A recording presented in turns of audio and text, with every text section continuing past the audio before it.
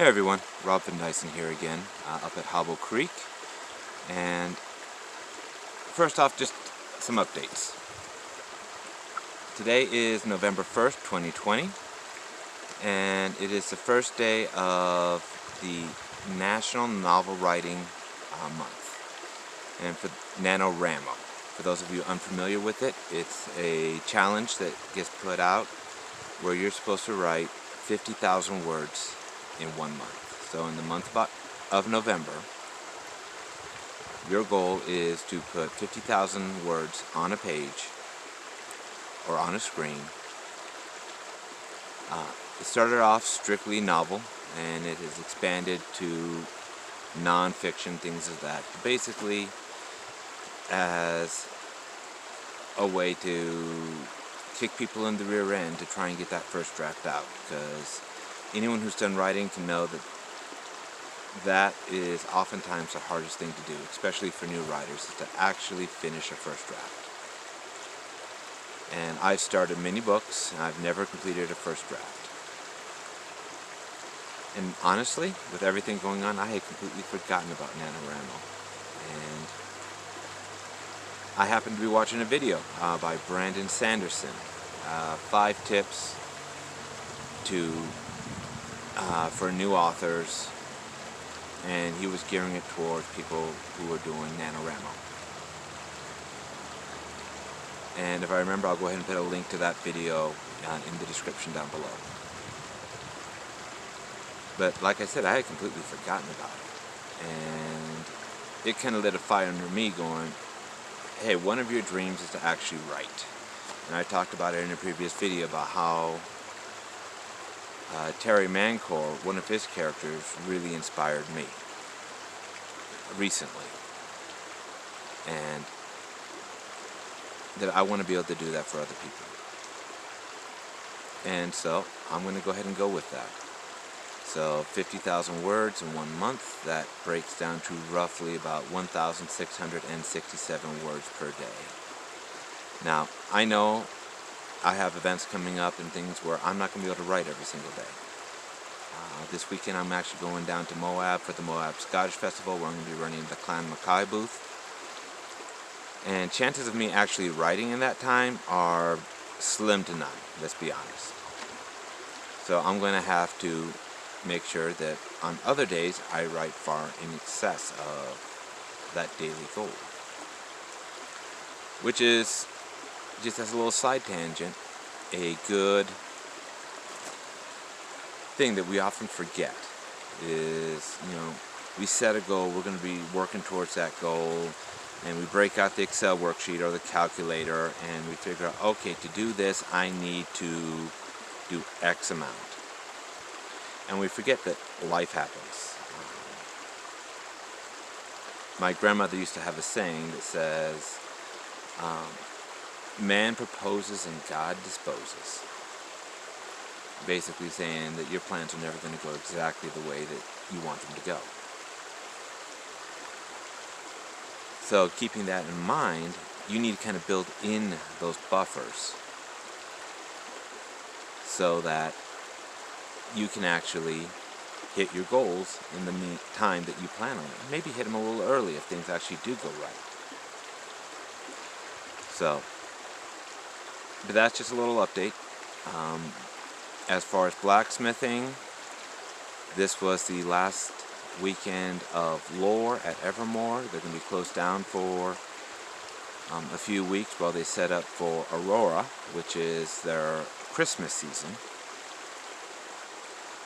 So I'm going to have time to try and build up some stock and maybe actually focus a little bit on my writing. And then, like I said, I'm going to be going down to Moab this weekend. So if anyone's in the Utah area and wants to head down to Moab, check out the Clan Mackay booth, and you can come and see me there. Anyways, getting on to what I really wanted to talk about.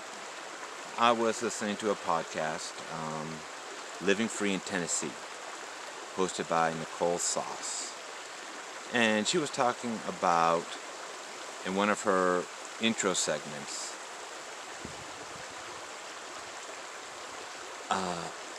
something that she refers to as the Freedom Account. Now, I've heard her reference this before, both on her podcast and on things like Unloose the Goose, which is another podcast, and things like Jack Spirko's The Survival Podcast. And she kind of broke it down to her what her Freedom Account is, the way she defines it. And she sets it up in her mind kind of like a bank account. And the way you put money into your Freedom Account is by doing things that will save you money. And when you do those things, that money that you save, whether it's money you already have or money you don't have, will go into the Freedom Account. A case in point, recently I needed to replace the rear brakes on my truck. I drive a Ford F-250, and anyone who's driven a larger truck knows that just about any repair on those trucks are expensive. I don't remember the exact amount it would cost me, but I'm just going to go ahead and estimate it at $500 to get the rear brakes replaced. Well, my wife and I were looking at that, trying to figure out, okay, the brakes need to be replaced. We can tell they need to be replaced. It's not quite unsafe, but if we put this off any longer, they're going to become unsafe. And we're looking around, it's like, do we really have $500 that we want to throw at this? And then we hopped online, started looking up parts and tools, and figured out, not counting my time, that I could replace the brakes for about $100. About $50 for tools, $50 for the parts. And so, one Saturday, I got up, went down to AutoZone, picked up the brakes, jacked my truck up, took a tire off, took the old brake off, put the new brake on. That took me a while because while I was an aircraft mechanic, aircrafts are completely different than cars. Aircrafts don't have brakes, not in the traditional sense anyway. And I don't really enjoy auto work. I can do it, I can turn a wrench, I can read a manual, but I don't particularly enjoy working on vehicles. It's just not my thing. I'd rather be swinging a hammer or doing something else. But I went ahead and did it. And the first brake actually took me quite a bit of time to figure out how everything went together, watching YouTube videos, making sure I had all the tools. I had bought some wrong tools. I had to go and exchange them for new tools. But I got it done, got the tire back on, jacked up the other side, took that tire off, replaced the brakes in probably about a quarter of the time it took me the first time. Put the wheel back on, and the brakes have been working ever since. So, using her analogy, my Freedom Account now has about $400 added to it. Because I saved $400 by doing it myself. Yes, it took me the better part of a day. But I now have the tools, and when it comes time to replace the front brakes or to replace the rear brakes again, I'll be able to do it a lot faster. Half a day, maybe even a quarter of a day. And I'll be able to get that done. And so I was able to add a hypothetical $400 to my Freedom Account. And she gamifies it. She lives in a community where she's good friends with a lot of people who live around with her, and they help each other out. And they have this little friendly competition of who can add the most amount of money to their Freedom Account. And I was listening to this and on the podcast as she was breaking it down, and I like that. One, it made me feel better about spending so much time fixing those brakes. But I'm sitting there going, that makes a lot of sense, and because she was actually able to put a dollar amount to it, it makes it more real. And now I have that extra $400 that I didn't have to spend, which means, one, I didn't have to earn an extra $500, and two, that $400 I could spend differently. However it is we decided to spend it. Rent, food, vacation, whatever the case may be, that was $400 that I saved rather than spending it. And especially, it's much better than going into debt where you're not only paying that extra $400, you're paying interest on $500. So that really struck me. And I started looking at it, I'm like, there's a principle here. And the beautiful thing about principles is they don't apply to just one particular scenario. The example I gave with my brakes, it fits perfectly into her definition of the freedom account. But what are some other ways we can apply this principle? So, as an example, for what I personally love doing is blacksmithing and working with metal. And let's just say I'm making cloak pins, or blanket pins, or shawl pins, whatever you want to call them. They're essentially all the same thing, just used on different materials. It's basically the medieval safety pin. And it's like, okay, so if I'm making those, and let's just say hypothetically, it would take me an hour to make 5 cloak pins. But I can sit there and I can make a jig. And I can use that jig to cut down the making of the cloak pins to, let's just say, 45 minutes. I'm just pulling numbers out of here. I haven't actually timed myself, which is something I probably should start doing. Well, obviously, making that jig is going to cost me time. And it's probably going to cost me a little bit of money and materials. But once I have that jig, and let's just say I knock it down to 45 minutes. Well, soon that extra 15 minutes is going to add up, and it's going to compensate for that time I spent making that jig. And then after that, that's all gained time. That's time that I wouldn't have had to have I wouldn't have had if I hadn't made that jig. So then it comes, well, what do I do with that time? So I have a couple of options, just like money. When you have stuff in excess of your needs, you get to choose what you do with it.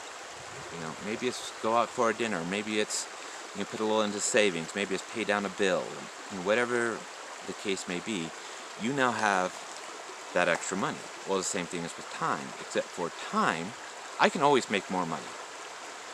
I can go out, get another job, do something, and I can always make more money. I can't make more time. But once again, I now have that extra 15 minutes. What am I going to do with it?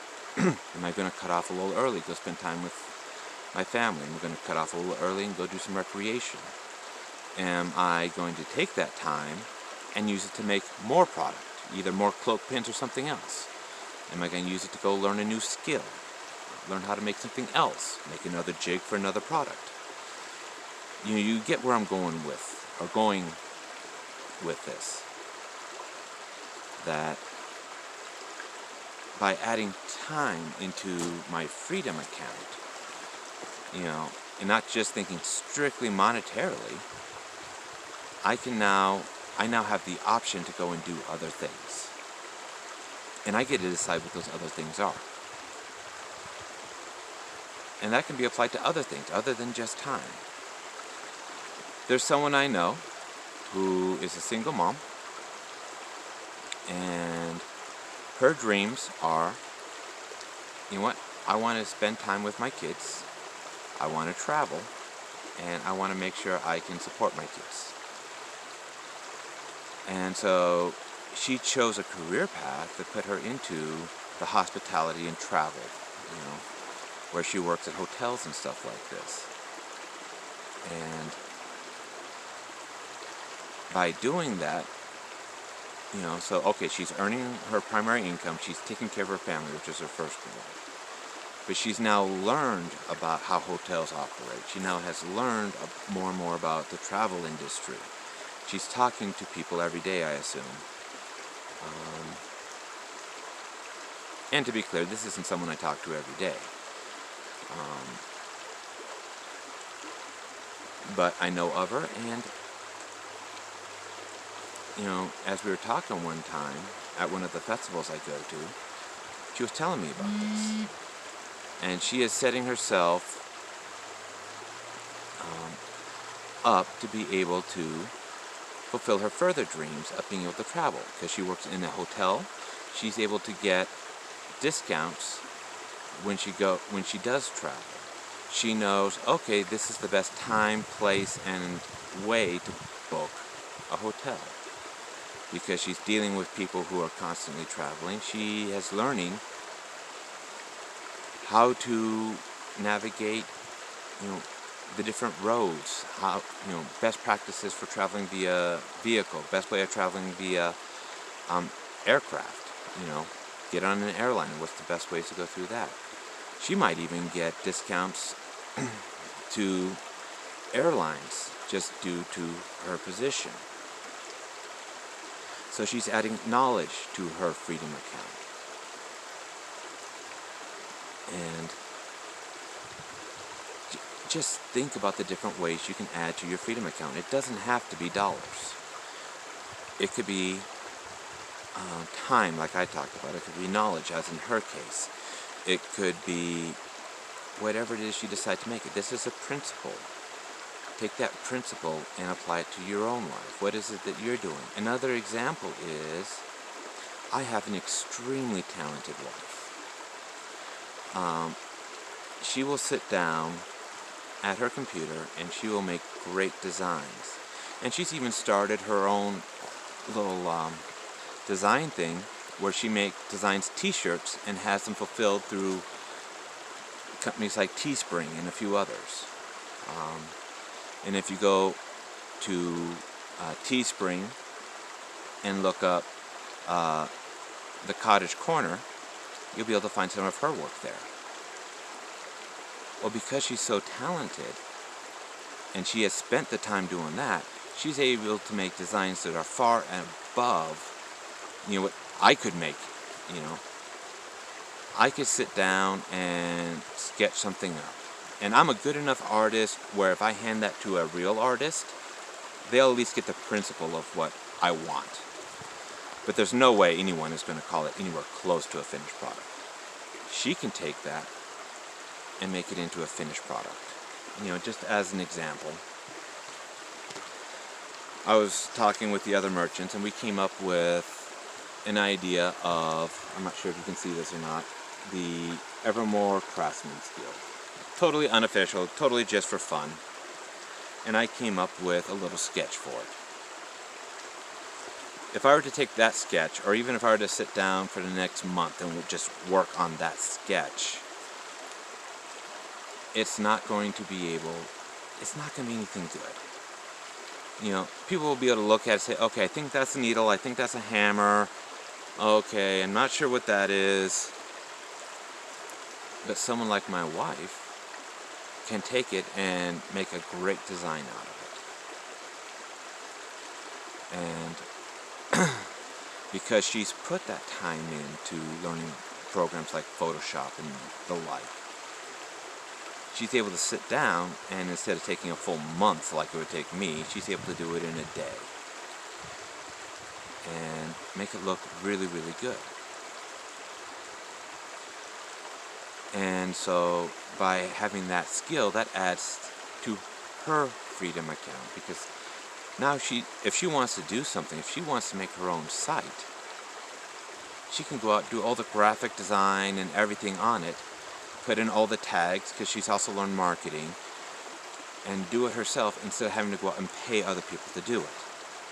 She's able to sit down, not having to hire out a graphic designer to get her logo to look where someone would actually recognize what the individual items are, and be able to make it. And yeah, it takes her a long time because it is very detailed, and anyone who's done anything really crafty knows that you spend the most of your time in the fiddly bits, getting everything just right so it looks good. She could block that out probably in less than an hour. and spend the rest of the time just making sure everything is just spot on. And she's very good at it. So, look at your life. Look at what you're doing and figure out how you can add to your Freedom account. And decide, do you want to focus more on time? Do you want to focus more on money? Like I said, I don't enjoy auto repair. If I had the money, I'd just throw money at a mechanic and have him do it, or her do it. But I am able to add to my own Freedom account by doing the work myself, because I can. And yeah, eventually I might get to the point where I just drop it off and say, here, you take care of it. But I also always know that because I have most of the tools, and I have the knowledge and the skill set, and I know where to look to find the instructions, that when push comes to shove, I can do it myself. And that is extremely liberating. I hate changing oil, but I know how to do it. And therefore, I can change my own oil. If it's going to cost way too much to get it changed, or if something happens and I know I need oil change, but I can't get it to the shop for whatever reason, I can do it myself. So, that's pretty much what I wanted to share as the body of this message, is figure out what your Freedom account is. Figure out what you want to focus on increasing. You know, what form of capital, because capital doesn't just mean money. What form of capital do you want to increase the most in your own Freedom account? Is it time? Is it money? Is it skill sets? And then think about, how can I, ask yourself this question: how can I add to my Freedom account today? You know, however you define it, how can I add to my Freedom account today? Anyway, first off, I'd like to thank you all for watching. The last video I put up got a lot more views than the one before. And if you could do me a favor, is go down into the comments and let me know how you found this channel. I expect a lot of you guys are family and friends who watch this. But just go down to the comments and let me know how you found this channel. Tell me what you like, what you don't like. Do you prefer the longer formats that I used to do? Do you prefer the shorter formats that I sometimes do? You know, what's your ideal length for a vlog like this? And just give me feedback. What can I do better? What is it that I do that you like? What is it that I do that you don't like? And I know you hear it on just about every single video, but there's a reason. Especially if you're watching any of this on YouTube, please like, subscribe, share, and comment. That really helps the channel out, and especially that comment part lets me know what I'm doing right and what I can do to improve. Because I do want to improve, and I do want to put out the best quality content. I do this primarily for myself, but I also want to help other people. I want to help other people reach their dreams. So let me know what I can do, and what you like, what you don't like, etc. Alright, so once again, I'm encouraging you to take a look at your life. Figure out what your dreams are. Figure out what you can do to move yourself towards your dreams. And then get to work. Alright, from Hobble Creek, Finn Dyson out.